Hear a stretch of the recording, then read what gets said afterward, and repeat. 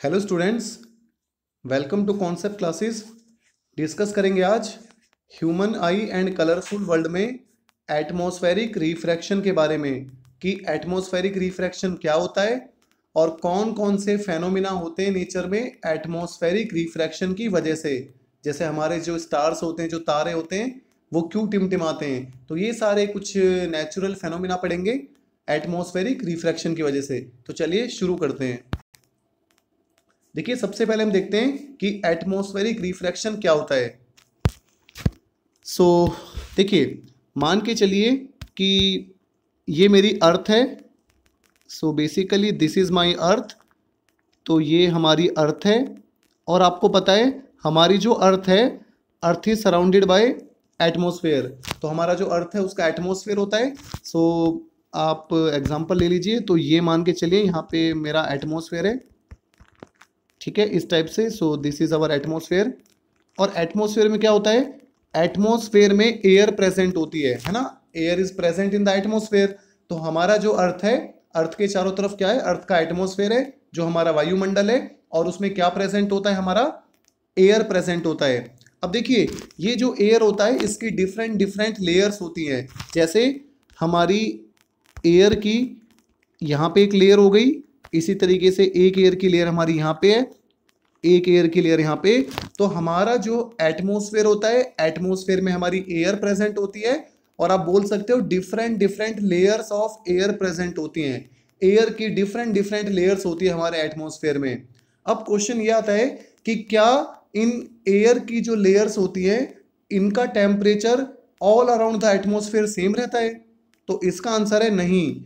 हमारी जो एयर होती है इसका टेम्परेचर सेम नहीं होता ऑल अराउंड द एटमॉस्फेयर में। तो पूरे एटमॉस्फेयर में जो एयर होती है उनकी लेयर्स का टेम्परेचर सेम नहीं होता। कहीं पे एयर्स की लेयर्स का टेम्परेचर ज़्यादा होता है और कहीं पे हमारी जो एयर होती है उसका टेम्परेचर कम होता है। आई थिंक आपको समझ आ गया होगा। क्योंकि देखिए, हमारी जो एटमॉस्फेयर की लोकल कंडीशंस होती हैं वो लगातार चेंज होती रहती है। लोकल कंडीशन का मतलब क्या होता है? जैसे कहीं पे तो गर्मी पड़ती है, कहीं पे सर्दी पड़ती है, मतलब बर्फबारी होती है, कहीं पे तो बर्फ पड़ती है। तो कहीं की लोकल कंडीशंस क्या है कि वहां पे हमारी बर्फ गिर रही है। कहीं की लोकल कंडीशंस क्या है कि वहां पे बहुत ज्यादा गर्मी पड़ रही है। कहीं की लोकल कंडीशंस क्या है कि वहां पे बारिश हो रही है।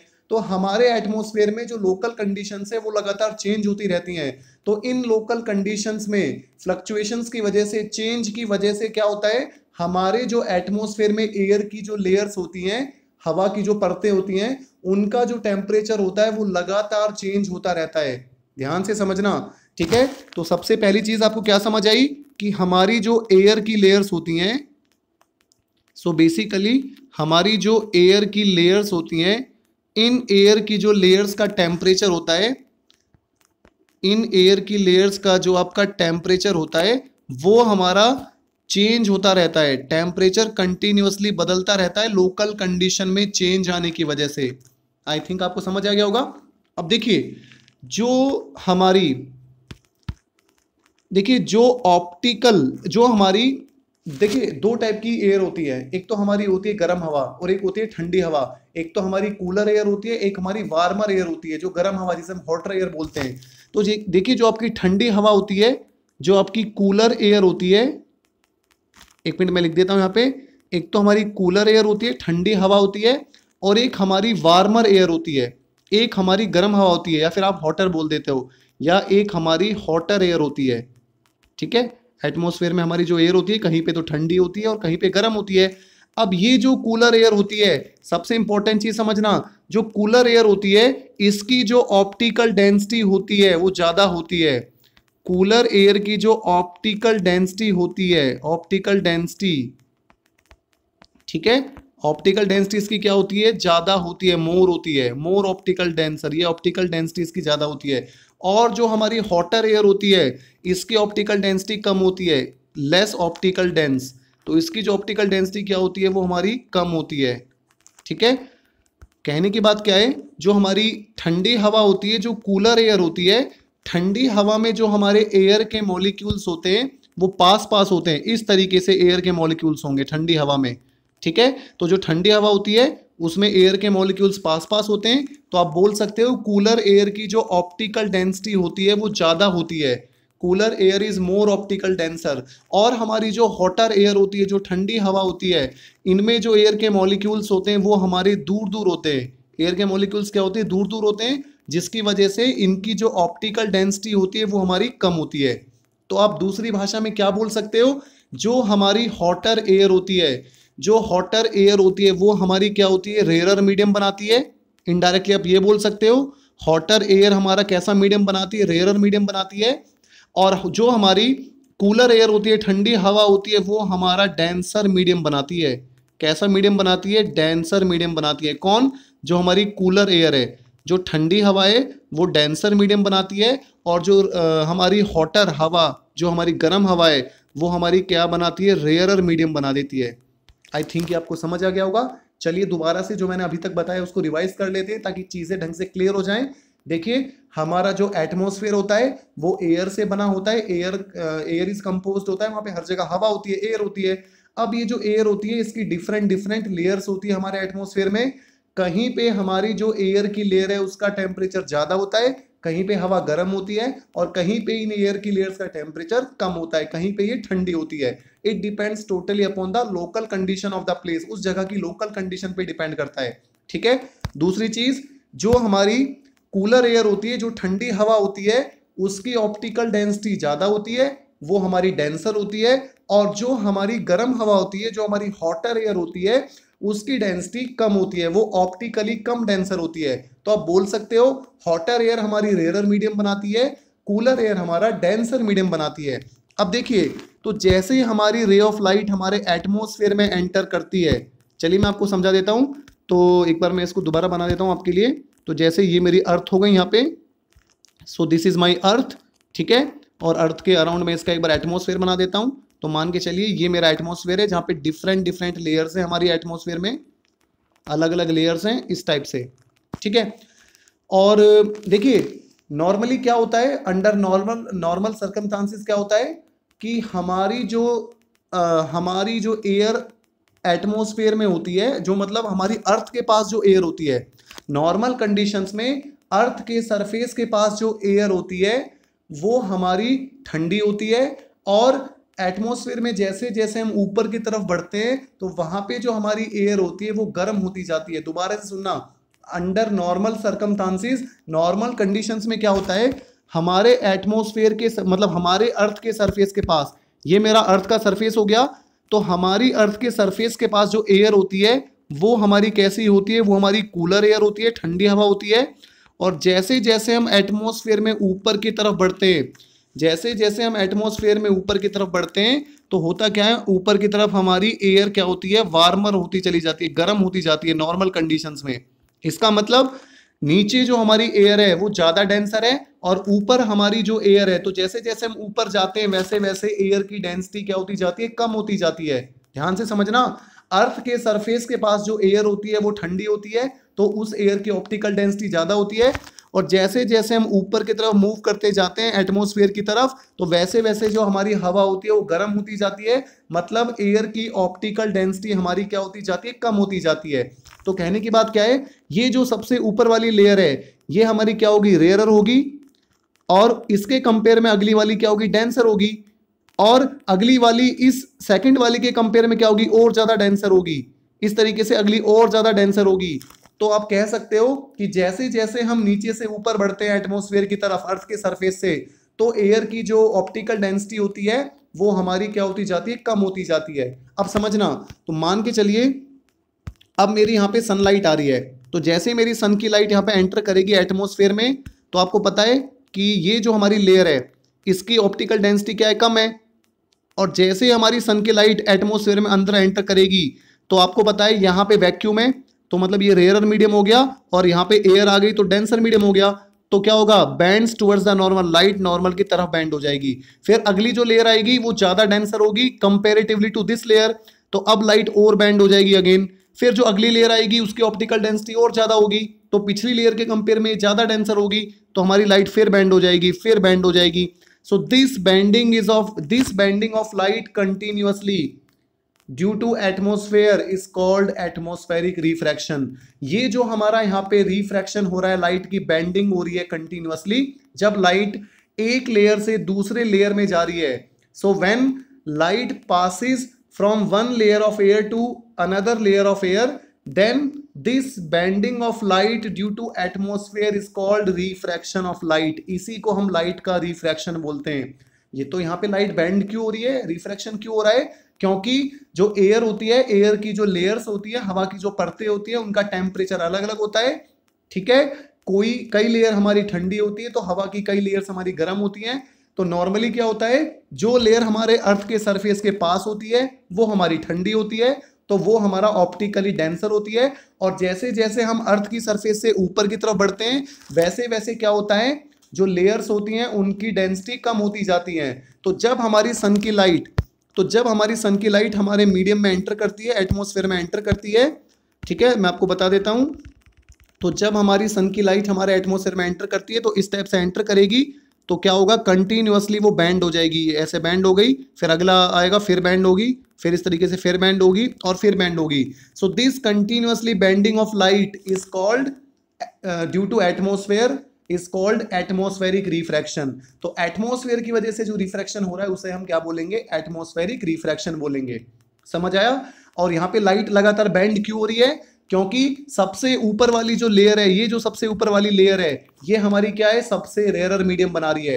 इससे जो नेक्स्ट लेयर है वो इसके कंपेयर में डेंसर है, और जो उससे अगली लेयर है वो पिछली से ज्यादा डेंसर है, और उससे जो अगली लेयर है वो उससे ज्यादा डेंसर है। मैंने आपको बताया था ना, नीचे सरफेस के पास ज्यादा डेंसिटी होती है, जैसे जैसे नीचे से ऊपर जाते हैं तो ऑप्टिकल डेंसिटी लाइट की कम होती जाती है।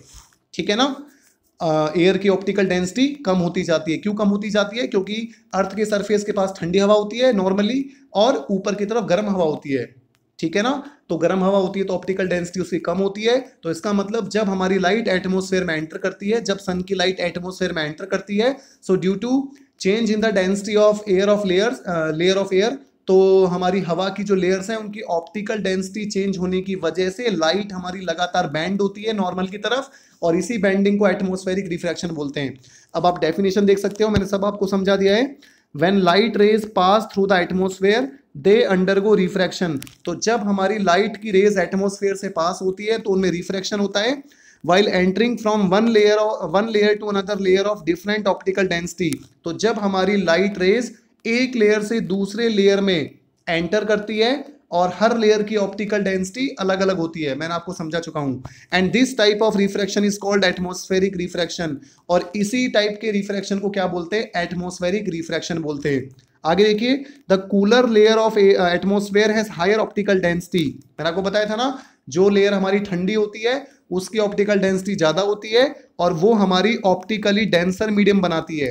ठीक है, the hotter layer of atmosphere has somewhat lower optical density, और जो हमारी गर्म एयर की लेयर होती है वो हमारी ऑप्टिकल रेयर मीडियम बनाती है, उसकी ऑप्टिकल डेंसिटी कम होती है। तो जब हमारी लाइट एक लेयर से दूसरे लेयर में ट्रेवल करती है तो सीधी सी बात है वो रेयर मीडियम से डेंसर मीडियम में ट्रेवल करती है। और रिफ्रैक्शन का मतलब क्या होता है कि जब लाइट एक मीडियम से दूसरे मीडियम में ट्रेवल करती है, ठीक है, हमारे ट्रांसपेरेंट मीडियम में, तो लाइट का जो बैंड होना होता है उसके पाथ से डेविएट होना जो होता है उसी को हम रिफ्रैक्शन बोलते हैं। और क्योंकि यहाँ पे रिफ्रैक्शन एटमॉस्फेयर में हो रहा है, ड्यू टू एटमॉस्फेयर की वजह से तो हो रहा है। एटमॉस्फेयर में क्या होता है, एयर होती है, और एयर की जो लेयर्स है उनकी ऑप्टिकल डेंसिटी अलग अलग है।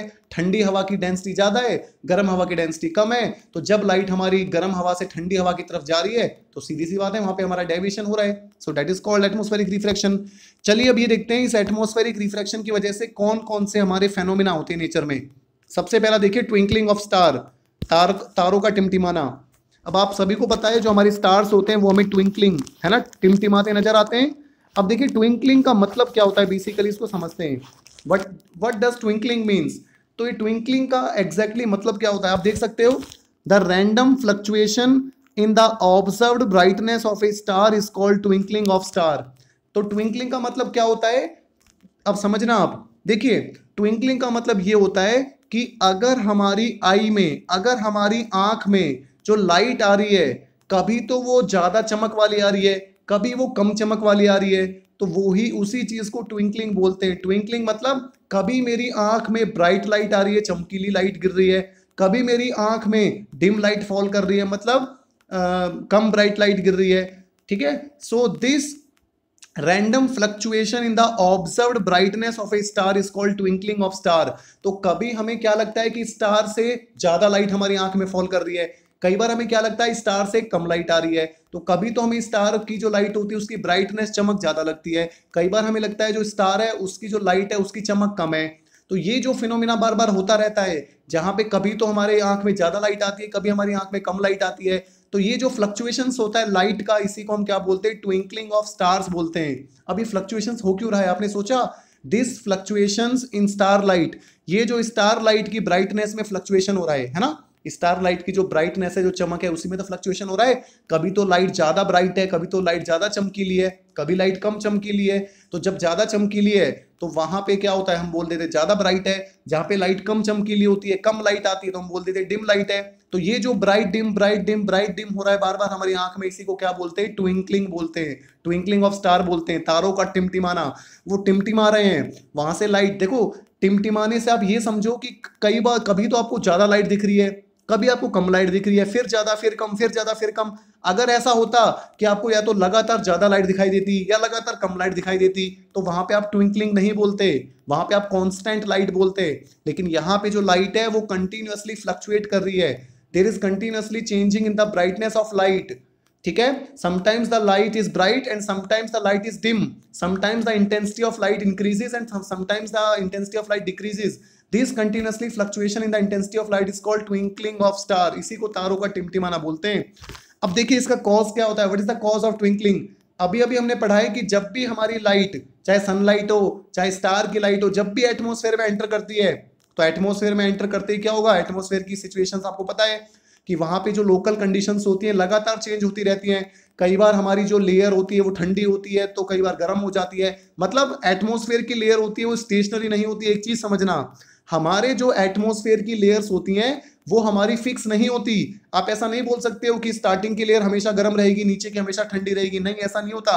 कई बार क्या होता है, हमारी लेयर्स ठंडी होती है तो कई बार वही लेयर गर्म हो जाती है। मतलब एटमॉस्फेयर की जो लेयर्स होती है उनकी लोकल कंडीशन लगातार चेंज होती रहती है। हमारे एटमॉस्फेयर की कंडीशन लगातार बदलती रहती है, क्योंकि एटमॉस्फेयर में बहुत सारी चीजें होती रहती हैं, बारिश, बर्फबारी, गर्मी, सर्दी, बहुत कुछ होता है। तो एटमॉस्फेयर की कंडीशंस चेंज होती रहती हैं, और ये जो एयर की लेयर्स होती हैं इनकी कंडीशन भी लोकली चेंज होती रहती हैं। कई बार एयर डेंस हो जाती है तो कई बार हमारी रेयर हो जाती है, कई बार एयर की ऑप्टिकल डेंसिटी बढ़ जाती है तो कई बार कम हो जाती है।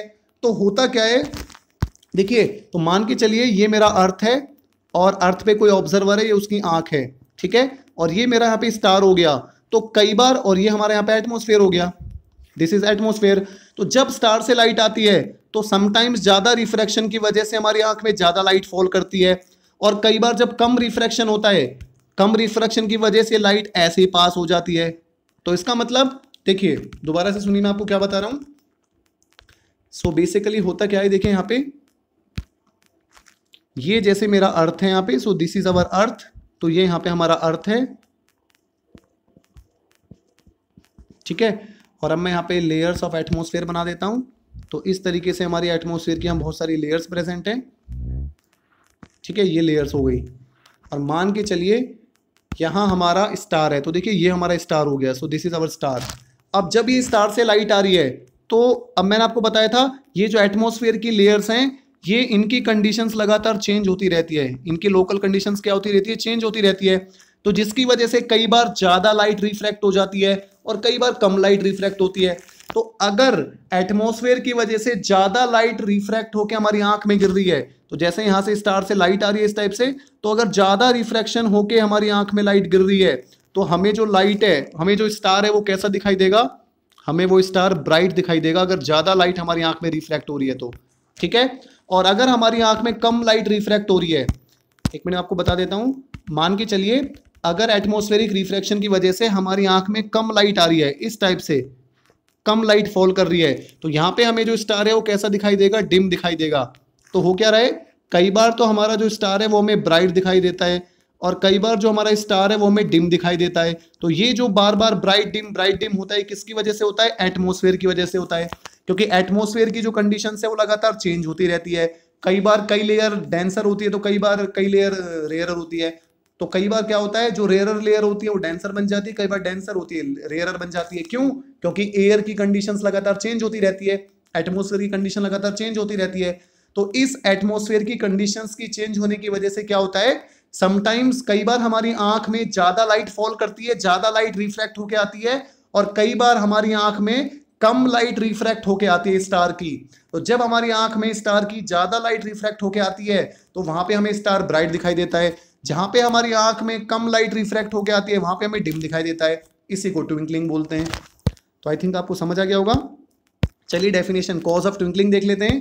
सो मैंने यही आपको बताया है, when light rays coming from a star enters the earth atmosphere. तो जब हमारी स्टार से जो लाइट आती है वो अर्थ के एटमोस्फेयर में एंटर करती है, it undergoes atmospheric refraction on account of varying optical density of air at different height।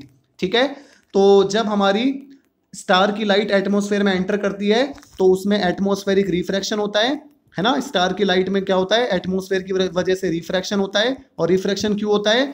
क्योंकि जो एयर की डेंसिटी होती है वो हमारी डिफरेंट होती है, वेरिंग होती है, मतलब अलग अलग होती है, अलग अलग हाइट पे। कहीं पे हमारी जो एयर होती है उसकी डेंसिटी कम होती है, कहीं पे ज़्यादा होती है। सो बेसिकली हमारी जो एयर होती है उसकी जो डेंसिटी होती है, ऑप्टिकल डेंसिटी होती है, वो वेरी करती है, वो लगातार बदलती रहती है डिफरेंट डिफरेंट हाइट पे। द कंटिन्यूसली चेंजिंग एटमोस्फेयर, और ये जो एटमोस्फेयर लगातार चेंज हो रहा है, ये जो हमारी डेंसिटी जो एयर की लगातार चेंज होती रहती है, refracts the light from A star by different amounts at different moment. इसका मतलब क्या हुआ कि ये जो एटमॉस्फेयर की कंडीशंस लगातार चेंज होती रहती है, इसकी वजह से कई बार तो हमारी आंख में ज्यादा लाइट रिफ्रैक्ट होके आती है और कई बार हमारी आई में कम लाइट रिफ्रैक्ट होके आती है। तो जब स्टार से ज्यादा लाइट रिफ्रैक्ट होके एटमॉस्फेयर के थ्रू हमारी आंख में आती है तो ब्राइट लाइट दिखाई देती है, चमकीली लाइट दिखाई देती है। और जब स्टार से कम लाइट रिफ्रैक्ट होके एटमॉस्फेयर से हमारी आंख में आती है तो हमें डिम लाइट दिखाई देती है। तो कई बार ज्यादा चमक, कई बार कम चमक, ये ज्यादा कम होता रहता है, तो तारा टिमटिमाता रहता है। चलिए आगे बढ़ते हैं, नेक्स्ट टॉपिक को देखते हैं। अब देखिए, stars twinkle but planets do not twinkle. तारे टिमटिमाते हैं लेकिन ग्रह नहीं टिमटिमाते, प्लैनेट्स नहीं टिमटिमाते। प्लैनेट्स तो आपने सुना होगा ना, मरकरी, वीनस, है ना, मार्स हो गया, जुपिटर हो गया, सैटर्न हो गया, यूरानस हो गया, नेपच्यून हो गया, प्लूटो नहीं, अब तो ड्वार्फ प्लैनेट कहा जाता है।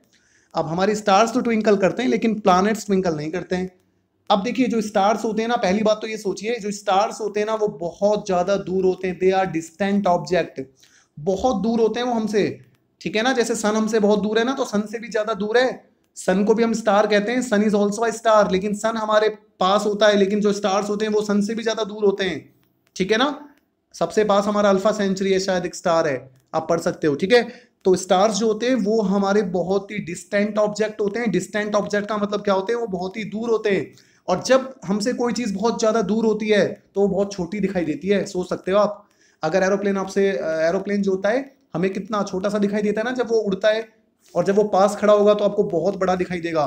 वो हमें छोटा क्यों दिखाई देता है उड़ते टाइम, फ्लाइंग के टाइम? क्योंकि वो हमसे बहुत दूर है। तो जब ऑब्जेक्ट्स हमसे बहुत दूर होते हैं तो बहुत ही छोटे दिखाई देते हैं, और उसी छोटे को हम बोलते हैं पॉइंट साइज ऑब्जेक्ट। ठीक है, तो स्टार्स जो होते हैं वो डिस्टेंट ऑब्जेक्ट होते हैं, और इसीलिए हम स्टार्स को क्या बोलते हैं, पॉइंट साइज ऑब्जेक्ट बोलते हैं।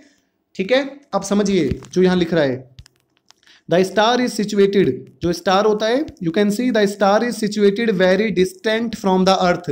जो स्टार होता है वो अर्थ से बहुत दूर होता है, and behaves as a point size source of light, और ये एक point size source of light की तरह बिहेव करता है। मतलब ये एक ऐसा सोर्स होता है जो बहुत ही छोटा हम मान सकते हैं, क्योंकि स्टार अर्थ से बहुत दूर होता है। तो अगर ये बहुत दूर होता है तो इसीलिए हम इसको क्या मान सकते हैं कि ये एक पॉइंट साइज है, बिल्कुल पॉइंट साइज है, बहुत ही छोटे साइज का ये सोर्स ऑफ लाइट है। ठीक है, जहां से लाइट आ रही है। As the path of light rays coming from the star goes on varying slightly. तो आपको पता है, अब ये स्टार से जो लाइट आती है हमारे एटमॉस्फेयर में, क्या होता है, इसमें रिफ्रैक्शन होता है। इसका जो लाइट होती है जो स्टार से आती है, ये हमारी वेरी करती रहती है, चेंज होती रहती है slightly due to atmospheric refraction and star twinkle. ये हम पढ़ चुके हैं कि स्टार से जो लाइट आती है जब वो एटमॉस्फेयर में एंटर करती है तो वो वेरी करती रहती है, चेंज होती रहती है, कई बार ज्यादा लाइट आती है, कई बार कम लाइट आती है, तो उससे ट्विंकल करता है। चलिए प्लैनेट्स के बारे में देखते हैं।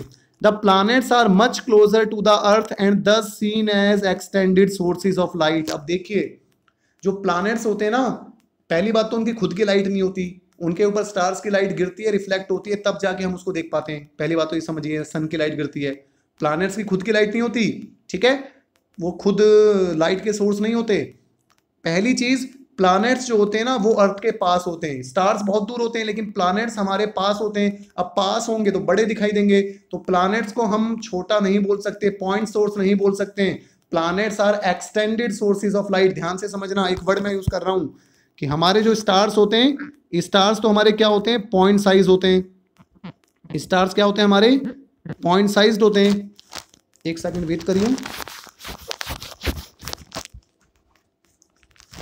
सो देखिए, our star is basically point sized. हमारे स्टार्स जो होते हैं वो पॉइंट साइज्ड होते हैं, और हमारे जो प्लैनेट्स होते हैं दे आर एक्सटेंडेड ऑब्जेक्ट। जो प्लैनेट्स होते हैं वो हमारे एक्सटेंडेड ऑब्जेक्ट्स होते हैं, एक्सटेंडेड ऑब्जेक्ट्स, ठीक है।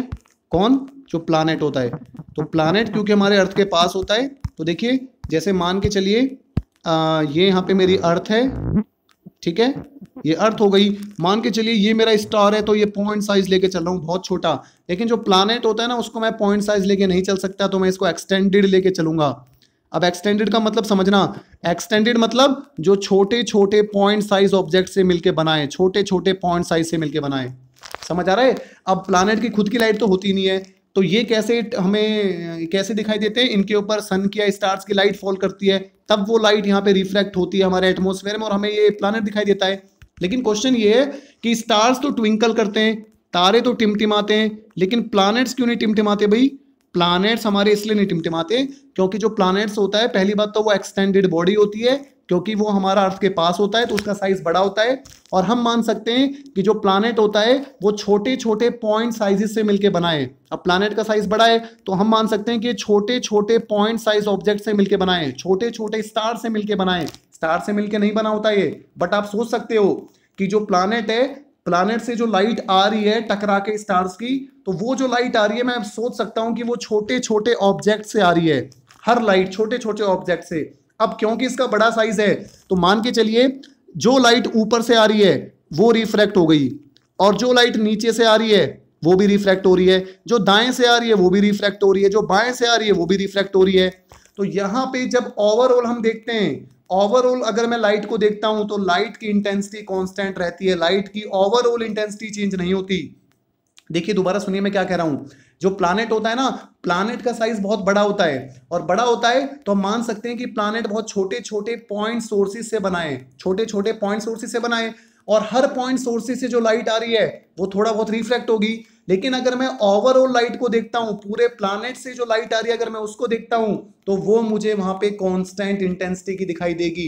वहां पे लाइट मुझे ज्यादा कम दिखाई नहीं देगी क्योंकि प्लैनेट का साइज बड़ा होता है। लेकिन अगर एक छोटे से पॉइंट सोर्स से लाइट आती तो वो चाहे फ्लक्चुएट करती, लेकिन जो ओवरऑल टोटल लाइट आ रही है प्लैनेट से, टोटल जितने भी छोटे छोटे पॉइंट साइज हैं, इन सारे पॉइंट साइजेस की अगर मैं लाइट को मिला के देखता हूं तो वहां पे मुझे वो लाइट कांस्टेंट दिखाई देगी, कांस्टेंट इंटेंसिटी की दिखाई देगी। यहाँ पे मुझे लाइट चमक वाली नहीं दिखाई देगी।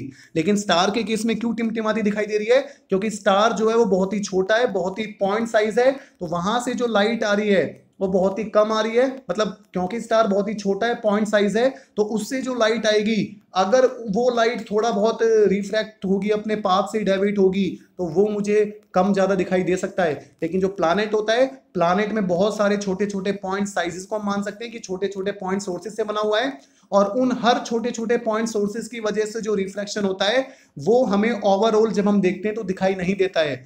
अगर ऊपर से लाइट थोड़ा बहुत नीचे की तरफ बेंड हो रही है तो नीचे से जो लाइट आ रही है वो थोड़ा बहुत ऊपर की तरफ बेंड हो रही है। मतलब कहने की बात क्या है, आपको कंफ्यूज नहीं होना है।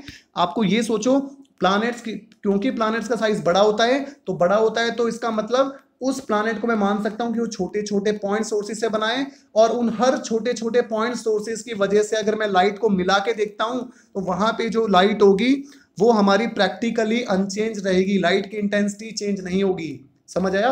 लेकिन स्टार जो होता है वो बहुत ही छोटा होता है, और क्योंकि हमारा स्टार बहुत छोटा होता है तो अगर मैं स्टार की लाइट को एनालाइज करता हूं तो वो लाइट मुझे वहां पे फ्लक्चुएट होती दिखाई देगी, क्योंकि स्टार हमारा पॉइंट साइज होता है। तो वहाँ अगर लाइट में थोड़ा बहुत भी हमारा वेरी कर रही है लाइट की इंटेंसिटी, तो वो लाइट की इंटेंसिटी हम देख पाएंगे। लेकिन प्लैनेट्स में अगर प्लैनेट की मैं ओवरऑल लाइट को देखता हूँ, सारे पॉइंट सोर्सेज की लाइट को मिला के देखता हूँ, तो वो लाइट की जो इंटेंसिटी होगी वो हमारी कांस्टेंट रहेगी। वो इंटेंसिटी हमारी लाइट की चेंज नहीं होगी। लाइट की जो इंटेंसिटी है वो हमारी एज इट इज रहेगी अगर मैं सारे छोटे छोटे पॉइंट साइजेस को मिला लेता हूँ प्लैनेट्स में। लेकिन स्टार में अगर मैं लेता हूँ तो क्योंकि वो बहुत छोटा है, बहुत पॉइंट साइज्ड है, वहाँ जो लाइट आएगी अगर उसकी इंटेंसिटी वेरी कर रही है तो वो वहाँ पे मुझे पता लग जाएगा। ठीक है, सो इस वीडियो में हम यही 2 टॉपिक डिस्कस करेंगे। कुछ और हमारे नेचुरल फेनोमेना है उसको मैं नेक्स्ट वीडियो में डिस्कस करूंगा। Okay, thanks for watching the video. अगर वीडियो से रिलेटेड कोई भी डाउट होता है तो वीडियो के कमेंट सेक्शन में या व्हाट्सएप पे मुझसे पर्सनली आप पूछ सकते हो। Okay, thanks.